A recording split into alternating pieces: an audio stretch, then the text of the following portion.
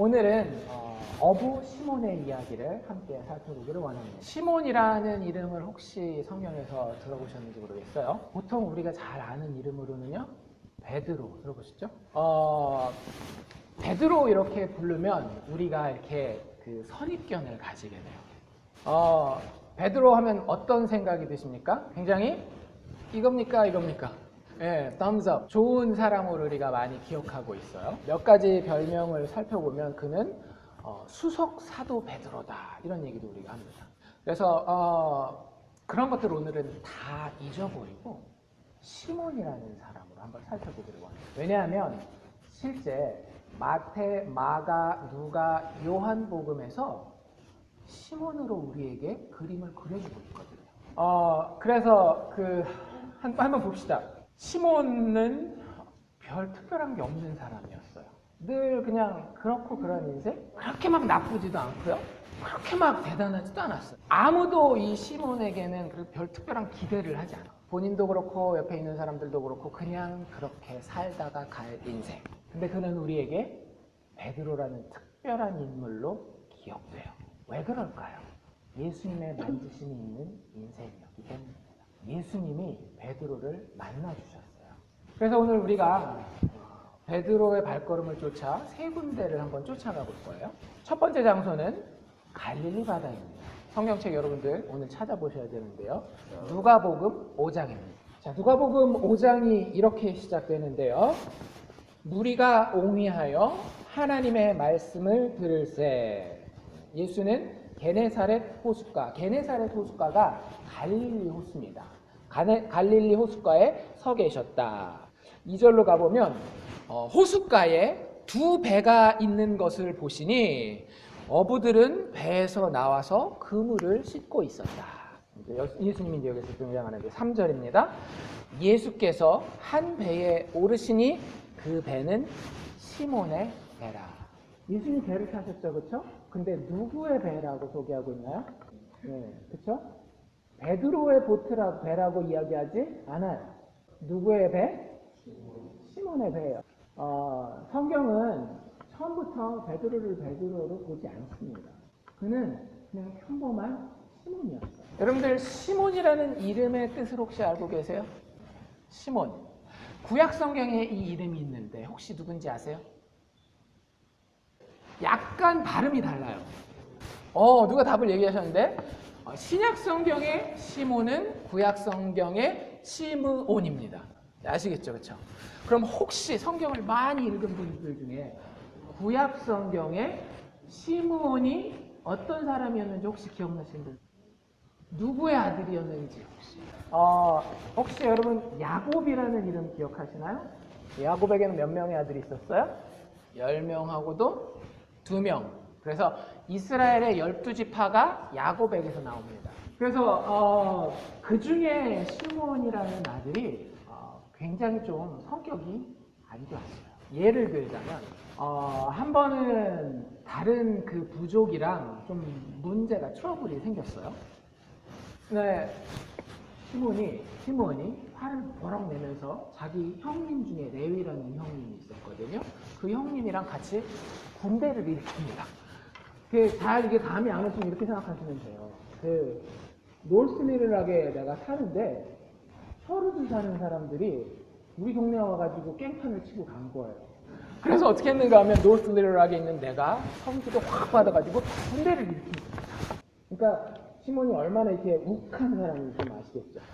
그래서 이렇게 좀 요약을 하자면 시몬이라는 이름은 항상 어떤 때 쓰이는가 하면 사람이 좀 충동적이고 성미가 급하고 말이 막 앞서요. 그런 사람들 특징이 뭐냐면 막 앞서 나가는데 뒷감당이 돼요, 안 돼요? 네. 그래서 사실 베드로에게 그런 일들이 자주 일어납니다. 그러니까 베드로라고 부르면 사실은 베드로라는 이름은 원래 이 사람이 가지고 있던 이름이 아니거든요. 시몬이 이 사람 진짜 이름이에요. 예를 들자면 여러분들 이거 기억나세요? 예수님이 한 번은 배가 막 파도에 막 이렇게 위험 가운데 있을 때에 제자들을 물 위를 걸어서 찾아오신 적이 있습니다. 사람들 다 보고 막 겁에 질려가지고 귀신이다 막 이랬어요. 근데 유일하게 한 명 누가 팍 나섰을까요? 누구? 시몬이겠죠. 벌떡 나가가지고 예수님 맞으면 나를 명해서 바다 위를 걸어가게 하십시오. 이렇게 얘기를 했어요. 예수님이 봐라. 이제 바다 위를 걸어가잖아요. 그쵸? 얼마나 놀라운 상황입니까? 근데 그게 스토리가 끝나는 게 아니에요. 어떻게 돼요? 예, 파도가 확 오니까 어떻게 돼요? 뒷감당이 안 되는 거죠. 가라앉기. 그러니까 열정 있고 막 이렇게 막 앞에 나서지만 이게 뭐가 안 되는 그런 사람. 누구 얘기 같으세요? 솔직히 양심 좀 찔리는 부분 없으세요? 사실 시몬은 우리 모두의 이런 거예요.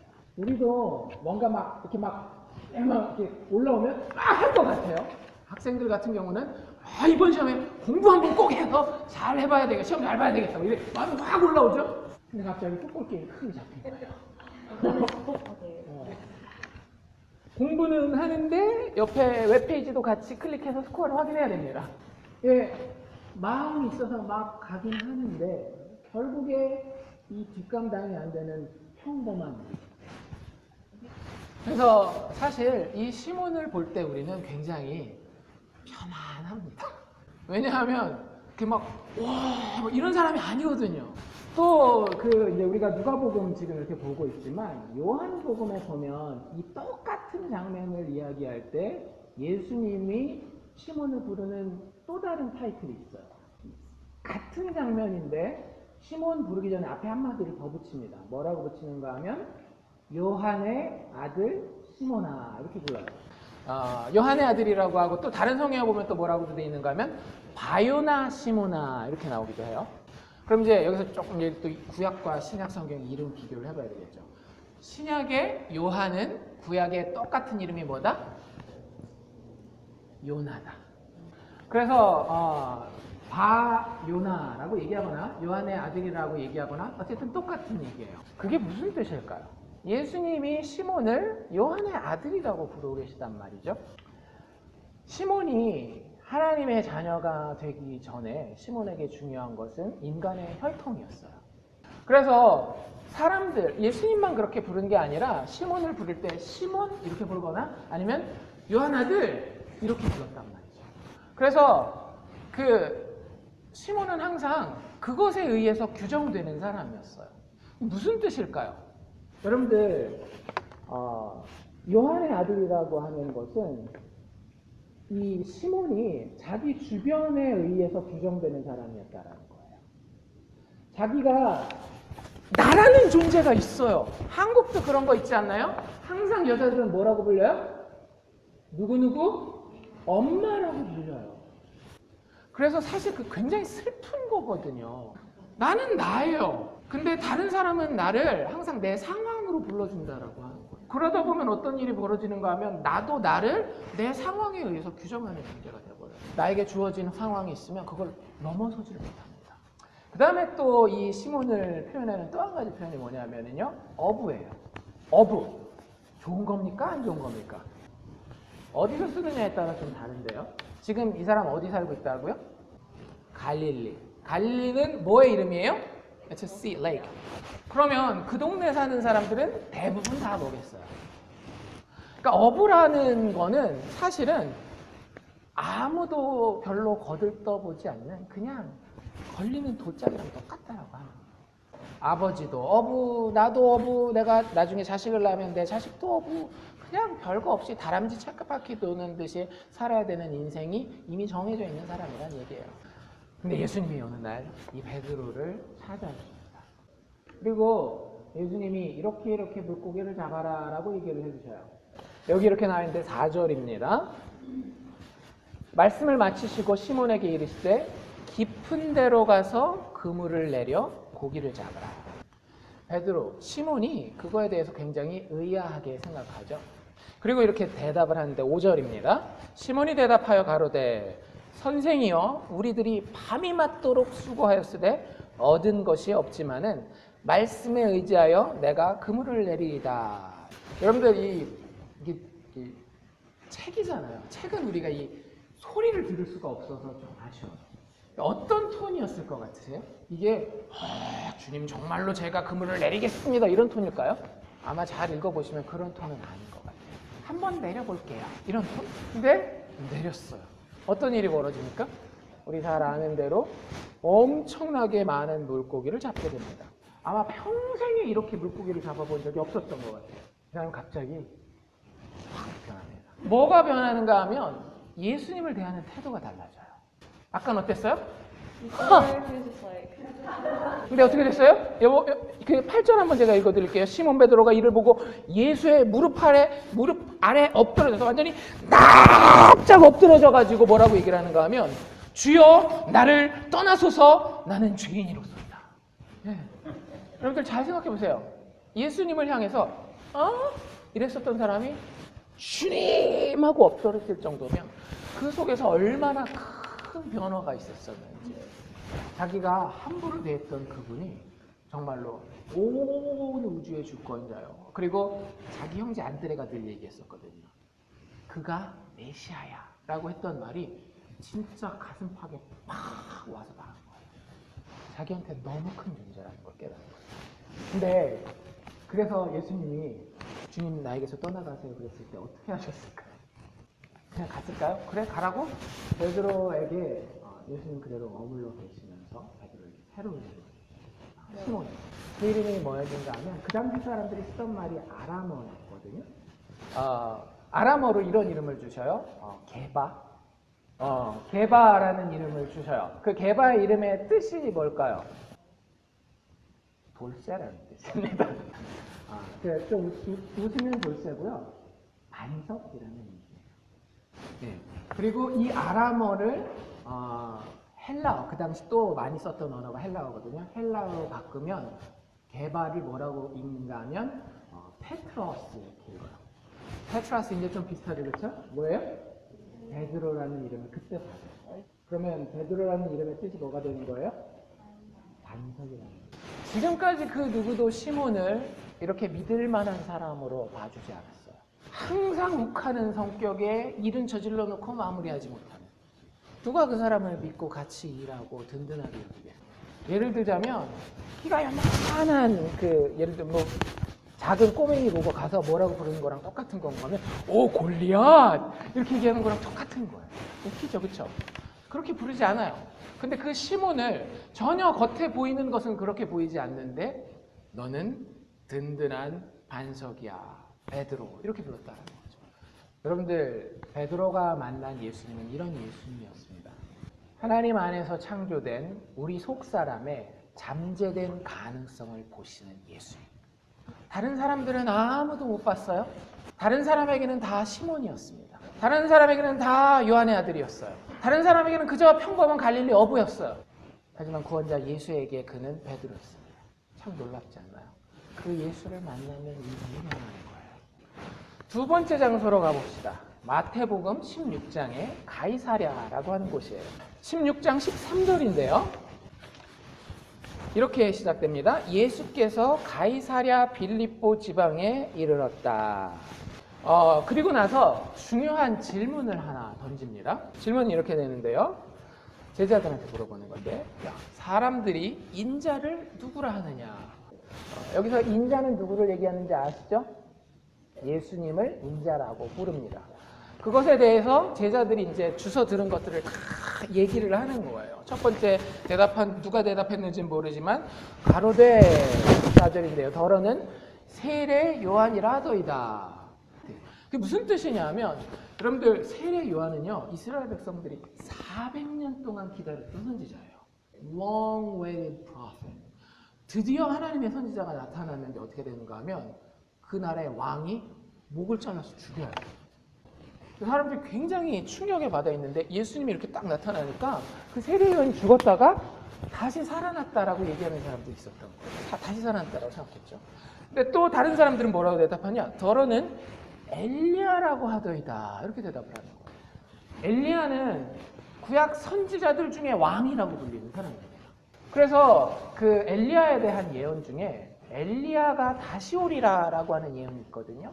그랬는데 예수님이 이렇게 기적을 막 베푸니까 엘리야 같은 기적의 선지자가 다시 왔나 보다 이렇게 생각하고, 어떤 이는 또 예레미야나 선지자 중에 하나와 같다라고 이야기합니다. 예수님이 하는 말씀 잘 들어보니까 참 듣기 좋은 얘기들이거든요. 다 맞는 얘기예요. 누가 그런 얘기들을 항상 했어요, 구약시대 때? 선지자들이 그러잖아요. 그래서 선지자 중에 한 명이지 않나 이렇게 생각하는 사람들이 있었다라고 하는 거예요. 예수님 그 대답들에 관심이 없어요. 거기까지 이렇게 멍 때리고 계시다가 그리고 나서 갑자기 눈이 번쩍 뜨이면서 예수님이 이렇게 물어보시는 거예요. 질문이 비슷하긴 한데 한 부분이 달라요. 이렇게 이야기합니다. 너희는 나를 누구라 하느냐. 여러분들 예수님은 하나님의 자녀들에게 찾아오실 때에 개인적인 도전을 가지고 찾아오십니다. 여러분들 예수님을 단체로 만나셨다면 아직 예수님 만난 게 아니에요. 여러분이 예수를 진짜 만났다면 여러분들은 예수를 개인적으로 만나셨어야 합니다. 사람들이 뭐라고 하느냐, 내가 속한 그룹에 있는 사람들이 뭐라고 하느냐는 예수님의 관심 밖이라는 얘기죠. 여러분 남편이 예수님에 대해서 뭐라고 얘기하느냐? 예수님한테 관심사항이 아니에요. 여러분 아내가 예수님에 대해서 뭐라고 얘기하느냐도 예수님의 관심사가 전혀 아니에요. 여러분들 교회 목사가 예수님에 대해서 뭐라고 얘기하느냐도 예수님의 관심사가 전혀 아니에요. 예수님은 누구십니까? 여러분이 정말 한 인간으로 성장하기 원하십니까? 하나님이 우리를 만드셨을 때 가장 귀하게 하나님의 형상으로 만드셨는데 그 형상을 한번 회복해보고 싶으세요? 우리는 정말로 하나님의 그 형상으로 회복되어지기를 원해요. 근데 여러분들 그 성장이 그 형상을 회복하는 것이 다른 데서 시작하지 않는다라는 거예요. 그 질문이 뭐라고요? 너희는 나를 누구라고 하느냐. 여러분들이 이 질문에 정말로 솔직하게 내 심장에서 잘 대답을 하잖아요. 그 사람은 한 인간으로 진짜 큽니다. 나이가 먹는다고 사람이 크는 거 아니라는 거 아시죠?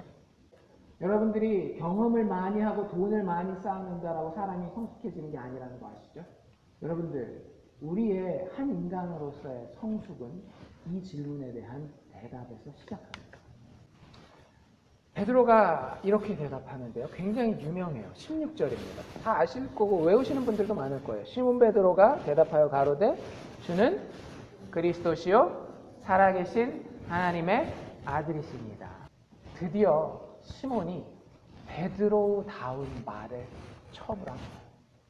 한 번도 베드로가 이렇게 맞는 말을 한 적이 없었어요.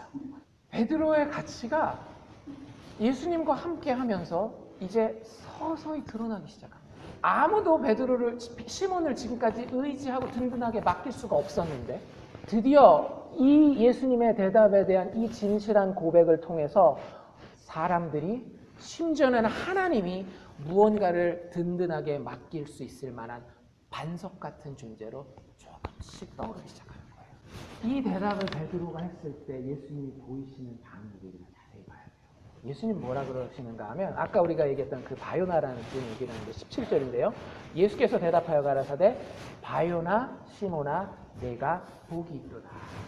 이를 내게 알게 하신 이는 혈육이 아니요 하늘에 계신 내 아버지시니라 라고 이야기를 하면서 베드로를 굉장히 축복해 주고 있는 거예요. 이게 굉장히 큰 축복이라는 걸 어디서 알 수 있는가 하면 여러분 팔복이라는 거 아시죠?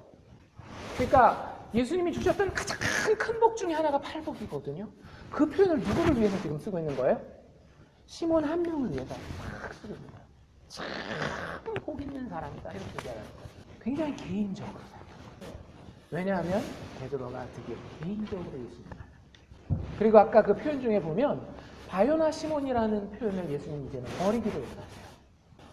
이유가 무엇인가 하면 더 이상 너의 상황이나 너의 조건이 너를 규정하지 않기를 원해. 예수님 이렇게 얘기하시는 거예요. 네가 이것을 안 것은, 네가 이것을 고백한 것은 너의 혈통 바요나 요한의 아들이라고 하는 것이 너로 하여금 이것을 고백하게 한 것이 아니라 하늘의 아버지께서 직접적으로 네 삶 가운데 지금 역사하고 계셔서 네가 이걸 얘기할 수 있었던 거야. 이제부터 그는 베드로입니다. 많은 사람들이 베드로라는 이름이 여기서 시작했다라고 생각해요. 18절에 그렇게 나와 있잖아요. 내가 네게 이르노니 너는 베드로라. 내가 이 반석 위에 내 교회를 세우리니 은백원새가 이기지 못하리라. 근데 여러분들 우리가 아는 것처럼 베드로라는 이름은 여기서 받은 거예요? 아니죠. 아까 봤죠. 어디서 봤어요? 예수님이 베드로를 처음 만난 순간 아무것도 베드로 증명한 게 없는데 넌 반석이야. 그런데 그게 언제 수면 위로 드러났다라고요? 한 인간 대 한 인간, 한 인격 대 한 인격으로 예수님의 질문에 진짜 진실하게 대답했을 때 예수님이 받던 그 잠재 가능성이 드러납니다. 여러분들에게도 하나님이 가지신 잠재력이 다 있을 거예요. 하나님 우리를 그냥 만드시지 않았어요. 굉장히 귀하게 만드셨습니다. One of a kind라는 영어 표현이 있거든요. 우리 그렇게 만드셨어요. 여러분들 하나님이 그것을 우리에게 드러내시게 하는 데는 우리의 허락이 필요해요. 그게 뭔가 하면 우리의 신앙 고백입니다. 우리 아주 개인적인 신앙 고백. 베드로가 했던 신앙 고백을 간단하게 요약하면 예수님이 나의 인생의 전능한 구원자입니다. 그걸 붙들고 사는 사람이 크리스천입니다. 여러분들 그리스도인은 능력 있는 사람이라고 얘기를 하죠. 그게 무슨 뜻인가요? 돈 많이 벌게 된다는 얘기인가요? 다른 사람한테 인기 많은 높은 사람이 된다는 얘기인가요? 아니에요. 예수가 내 안에서 모든 것을 할 수 있도록 허락해 놓은 사람이 그리스도인입니다. 여러분 그게 그리스도인의 능력이에요. 예수님이 우리 삶에 오셔서 우리의 속사람을 풀려주십시오. 예수님을 만났는데 베드로가 두 가지 모습 다시 한번 기억해 봅시다. 베드로가 만난 예수님은 속사람의 잠재된 가능성을 보시는 분이셨어요. 그리고 그 사람 그냥 두시지 아니하시고 그 사람의 속사람을 훈련시키는 분이셨습니다. 마지막 세 번째 장소는 요한복음 21장입니다. 우리가 이미 봤던 본문이에요. 제가 주일날 설교 한번 했었습니다. 21장 1절이 이렇게 되는데요. 그 후에 예수께서 디베랴 바다에 또 자기를 나타내셨으니 나타내신 일이 이러하니라. 여기 디베랴 바다는 갈릴리 바다의 또 다른 이름입니다. 지금 갈릴리 바다로 베드로가 가 있는데요. 근데 거기서 예수님을 만나게 돼요. 근데 그냥 예수님이 아니라 굉장히 특별한 예수님. 우리가 앞에 봤던 그 두 예수님이 아닌 죽었다가 다시 살아나신 예수님입니다. 근데 부활한 예수님을 요한복음 21장에서 시몬이 처음 봤을까요? 아닙니다. 21장 이전에 벌써 최소한 두 번은 베드로가 죽음에서 다시 살아난 예수님을 만났어요. 궁금하시면 집에 가서 20장을 읽어보세요. 우리가 아는 도마 이야기, 이렇게 손가락 넣어봐야 된다라고 하는 그 이야기, 그리고 그 전에 나타났던 이야기, 최소한 두 번은 예수님이 죽었다가 다시 살아나셔서 제자들에게, 특별히 베드로에게 보이셨어요. 그 장소는 어디였을까요? 어느 동네였을까요? 갈릴리가 아니었어요. 예루살렘이었어요. 예수님의 무덤이 가까운 예루살렘에서 예수님이 두 번이나 베드로를 만나주셨어요. 근데 지금 베드로 어디 있다라고요? 갈릴리 바다로 가 있어요. 여러분들 이건 뭘 보여주는가 하면 우리 믿는 사람이 믿다가 낙담하고 실패할 수 있음을 보여줍니다. 베드로는 굉장히 낙담하고 무기력해져서 옛날 삶으로 돌아갔습니다. 잘 생각해 보세요. 사람이 죽었다가 다시 살아났어요. 그리고 그 사람을 만났어요. 그런데 낙담하고 넘어집니다. 그런 일이 벌어질 수 있나요? 예, 그럴 수 있습니다. 여러 가지 이유가 있을 수 있겠는데요. 먹고 사는 문제가 이게 자기한테 덜컥 겁이 났을 수 있겠죠. 아무리 죽었다가 다시 살아나도 당장 나는 내 입에 푹 실어야 돼. 밥 먹고 살아야 돼. 게다가 그러니까 베드로는 돌봐야 되는 가족도 있어요. 그러니까 예수님이 아무리 너희가 부활에 대해 증인이 되어라라고 얘기를 해도 거기에 집중할 수 없을 만큼 낙담하고 실망하여서 자기 고향, 옛삶으로 돌아간 겁니다. 여러분, 우리도 그렇지 않나요? 예수님 믿는다라고 얘기해요. 하지만 때로는 우리가 우리 스스로가 망가진 모습을 발견하게 됩니다. 여러분들, 베드로가 만난 예수님은 그 자리에 찾아온 예수님. 실패자의 삶에 찾아오시는 예수님. 베드로가 얼마나 실패를 했는가 하면요, 참 재밌어요. 성경을 보면. 베드로가 진짜 막 결심을 합니다. 시몬처럼. 근데 시몬이지 베드로이지 못한 모습을 몇 군데 보여주는데 그 중에 하나가 뭐냐면 여러분들 겟세마네라고 하는 곳을 기억하세요? 겟세마네가 어디냐 하면 예수님이 마지막 죽기 전에 기도하셨던 작은 동산이에요. 그 동산에 올라가기 전에 예수님이 나 죽을 거다라고 얘기를 하죠. 그런데 너네들은 날 다 배신할 거야 이렇게 얘기를 해요. 누가 제일 먼저 이렇게 말을 쏟아냈겠어요? 시몬입니다. 시몬이 뭐라 그러는가 하면 내가 죽을지언정 절대 주를 배신하지 않겠다 라고 얘기해요. 이게 베드로의 고백이었어요. 그리고 겟세마네 동산에 올라갑니다. 거기서 뭐 하는가 하면 기도해요. 예수님이 특별히 자기를 그렇게 사랑하는 베드로와 야고보와 요한을 데리고 올라가셨거든요.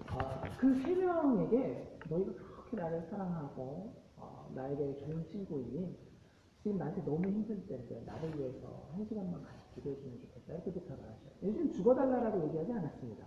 그냥 한 시간만 나를 위해서 같이 기도해달라고. 그 셋을 남겨놓고 조금 더 떨어진 곳에서 예수님은 1시간 동안 따로 기도를 해요. 그리고 1시간 만에 돌아오셔요. 어떤 일이 벌어졌을까요? 셋 다 주무시고 계세요. 이 사람들이 뭐라 그랬었던 사람이에요? 절대 배신하지 않겠다는 사람들이었어요. 베드로는 특별히 뭐라 그랬다라고요? 죽을지언정. 아마 베드로에게는 잠이 죽음보다 더 힘든 문제였던 것 같습니다. 그래서 그러기를 몇 번을 하시죠? 3번을 기도하러 갔다 돌아오셨다. 기도하러 갔다 돌아오셨다. 3번 다 어떤 모습이었어요? 주무시고 계세요. 죽을지언정 해놓고 3번 다 퍼져 주무십니다. 시몬이라고 불려도 할망없죠. 그리고 나서 그렇게 잠을 푹 주무셨으니까 기운이 나셨을 거 아니에요. 그래서 다시 예수님을 향한 불타는 열정을 막 고백합니다. 이제 말이 아니라 행동으로 실천 한번 해보는 거예요. 겟세마네 동산에서 기도하고 내려오셨을 때에 반가운 얼굴 한 명이 찾아옵니다. 가룟 유다죠. 예수님의 12제자 중에 한 명이었는데 예수님을 배신해서 팔아먹는 사람이에요. 군인들을 데리고 왔어요. 예수님 잡아가려고. 제자들이 어떻게 해야 되나 고민하고 벌벌벌벌 떨면서 이걸 언제 받을 거야? 아니면은 달려들어야 되나 막 이러고 있는 중이에요. 누가 제일 먼저 탁 잡으셨을까요? 시몬. 그냥 등장하시지 않으셨어요. 속에 감추었던 걸 꺼냅니다. 칼을 꺼냈죠. 그리고 예수님을 위해서 행동합니다. 어떻게 하는가 하면 군인들 중에 좀 랭크가 낮은 하인급 되는 애가 있는데 내 귀를 갖다가 확 잘라. 거기 잡으러 온 사람 중에 한 명이 귀를 확 잘랐다는 거예요. 말 한마디 안 했지만 행동으로 이제 결단을 막 실천하려고 하는 시몬의 모습입니다. 그때 예수님이 뭐라 그랬는가 하면 칼을 내려놓아라. 칼로 일어난 자는 칼로 망한다. 그래서 결국에는 그 말이 떨어지자마자 나머지 제자들은 다 어떻게 했을까요? 도망갔어요. 꽁지가 보이지 않을 정도로 열심히 도망갔어요. 한 명, 2명 빼고. 누굴까요? 혹시 두 사람의 이름을 아세요? 요한과? 네. 얼마나 독하게 마음을 먹었는지 아시겠죠? 이제 말뿐이 아닙니다. 그래서 예수님이 그 군인들한테 잡혀서 대제사장이라고 하는 재판관 앞에 가는데 나머지 제자들 다 도망갔는데 요한과 베드로만 거기 따라갔어요. 요한은 좀 이해가 돼요. 왜냐하면 요한은 그 대제사장 집안을 좀 알았어요. 그래서 거기 쫓아갔거든요. 베드로는 그런 끈이 없었어. 네트워크가 없었어. 굉장한 용기예요. 거기까지만. 거기 이제 예수님이 어떻게 재판받나 이렇게 보고 있었거든요. 베드로가. 근데 어떤 꼬마애가 와가지고 얘기합니다. 예수님 보고 베드로를 보더니 너 저 사람이랑 같이 있었던 사람 아니야? 그랬더니 베드로가 무슨 얘기하는 거예요? 이러는 거예요. 그렇게 누군가 와서 베드로에게 너 예수님 알잖아 라고 몇 번 물어봤을까요? 몇 번? 3번 물어봤어요. 첫 번째는 뭔 얘기하는지 모르겠다. 두 번째는 나 저 사람 절대 모른다. 세 번째는 맹세하고 저주하면서 나 저 사람 절대 모른다. 그 맹세한다라는 표현이 나오는데 유대인들은 누구 이름을 걸고 맹세할까요? 그러니까 얼마나 그 결심이 확 무너져. 자기가 눈앞에 하나님을 보면. 근데 그 베드로를 누가 찾아왔다라고요? 예수님은 실패한 사람은 찾아오시는 겁니다. 여러분들 실패가 두렵고 어려우십니까? 그래서 그 실패를 최대한 예방하기 원하십니까? 여러분들 그것 크게 걱정하잖아요? 그럼 머리가 너무 많이 빠져서 못 살아요. 스트레스 레벨이 너무 크거든요. 여러분들 인생에서 실패가 있을 것이라고 차분하게 받아들이십시오. 많은 정신과 의사들이 많은 상담가들이 주는 조언이에요. 근데 그게 안 되죠. 실패할까봐. 이번 기회가 지나면 끝인데. 근데 그렇지 않아요. 예수 안에서 예수를 만나기만 하면 우리는 두 번째 찬스가 있습니다. 실패한 자에게 찾아오시는 예수님. 그를 베드로가 만났던 거예요. 혹시 여러분들 박정호라는 이름 들어보셨습니까? 그 가스펠 가수예요. 체격이 어떻게 생겼는지 아시죠? 제가 봤을 때 진짜 200kg 될 것 같아요. 여러분들 유튜브 가서 한번 이렇게 그 최근 박종호 근황 해가지고 한번 찾아보시면요. 정상이 진짜 있어요. 그분 얘기로는 초등학교 학생 하나를 업고 다니다가 떨쳐놓고 산대요. 그러면 이제 그분이 어떻게 그렇게 다이어트를 잘했나 궁금하시죠, 그렇죠? 사연이 있습니다. 그분이 등치가 좋고 소리가 정말 좋아요. 서울대 성악과 나와가지고 진짜 세상 성악가로도 성공할 수 있었는데 예수 만나고 다 내려놓고 복음성가 가수를 해요. 은혜로운 우리가 한량없는 은혜, 갚을 길 없는 은혜, 이게 다 박종호 씨 작품이거든요. 그런 정말 많은 은혜를 끼치는 찬양을 했는데 조금 교만했어. 근데 어떤 막 그런 게 아니라 자기 건강에 대해서 지나치게 관심이 거예요. 그래서 이렇게 커피 먹는 얘기를 하는데 이만한 사발에다가 일단 커피를 타요. 커피 막 늘 만큼 넣고, 그리고 나서 이제 커피가 이제 색깔이 어느 정도 올라오면 설탕 넣어야 되잖아요. 달달하게. 한국 사람들 달달한 거 얼마나 좋아해요. 어떻게 넣었을까요? 티스푼을 쓸 수가 없죠. 등치가 있으신데. 테이블 스푼. 완전 1분. 그렇게 건강 관리를 안 하셨다라는 거예요. 자기 몸 자기가 망가뜨린 거죠. 그리고 작년 2016년에 간암 아주 말기였어요. 그래서 보통 사람 간이 꽤 크기가 있답니다. 한 이 정도 되는데 그분들은 간이 부어가지고 부은 게 아니라 건강한 사람이라서 간이 컸대요. 이만하대요. 간이 이만한데 그게 간암이 간경화부터 시작된다 그러더라고요. 이게 딱딱해지면 여러분들 스폰지도 물 차 있다가 말르면 어떻게 해야 돼요? 쪼그라들죠. 검사를 했는데 간이 요만큼밖에 안 남아있는 거예요. 그래서 딱딱하게 돼가지고 이제 곧 죽게 생긴 거예요. 그래서 진짜 절망 가운데 있었던 거죠. 근데 병원에서 한국 병원에서 수술을 했는데 수술 방법이 있었어요. 그래서 이걸 일단 자기 건 다 떼어내고 자기 딸 20대 중반 되는 자기 딸의 간을 2kg, 여러분들 2kg 하면은 별거 아니라고 생각하실지 모르겠지만 고기 600g이 한 근이에요. 그거보다 거의 2배 정도 되는 거를 딸이 떼어냈어요. 근데 그거 수술을 작년에 받아서 그때부터 이제 살이 안 올라오는 거죠. 쭉 빠지고 다행히 지금은 잘 자라고 있어서 굉장히 수술 경우가 좋아서 새로운 삶을 살고 계십니다.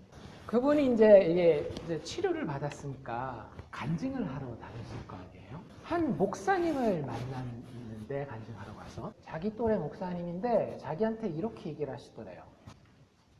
박종호 장로님이거든요. 박 장로님, 전 장로님 다 나을 줄 알고 있었어요. 이렇게 얘기를 하더래요. 그러니까 황당하죠. 이게 간암에 걸리면은요. 여러분들 당장 내일 병원에 갔는데 간암 말기입니다. 그럼 여러분 마음은 어떻게 했어요? 자기 딸 간 1kg 받아가지고 사는데 지금 그걸 1년 동안 매일매일 하나님께 기도하고 찬양하고 울면서 버텨왔는데 날 간증하러 간 그 교회 목사님이 저는 다 나을 줄 알아요. 아주 쉽게 웃으면서 그렇게 얘기를 하는 거예요. 목사님인데 뭐라 할 수도 없고. 그래서 궁금하니까 물어봤대요. 어떻게 알았어요? 그 목사님 그렇게 얘기를 했더라고요. 장로님, 저도 아끼는 물건이 있어요. 근데 아끼는 물건은요, 고장나면 버리지 않아요. 고장나면 고쳐서 다시 씁니다. 예수 그리스도가 우리를 만날 때 우리를 아주 아끼고 귀하게 여겨서 다시 만나십니다. 우리가 망가졌더라고요. 잘 고쳐서 다시 씁니다. 그 예수를 여러분들 만나셨습니까? 다시 찾아와 사명을 주시고, 베드로가 그 실패한 자리에 있을 때 예수님이 찾아오셔서 던진 질문이 있어요. 뭐라고 물어봤는가 하면, 베드로, 날 사랑해? 베드로가 처음에는 좀 뻘쭘했죠. 왜요? 자기가 한 짓이 있잖아요. 근데 예수님이 그걸 물어보는데 몇 번 물어봤어요? 3번. 몇 번 주무셨죠? 몇 번 부인했죠? 예수님이 실패한 우리를 찾아오실 때 여러분들 그게 쉬울 거라고는 생각하지 마십시오. 우리를 찾아오시는데 도전거리를 가지고 찾아오십니다. 그가 대답하기 참 껄끄러운 거였어요.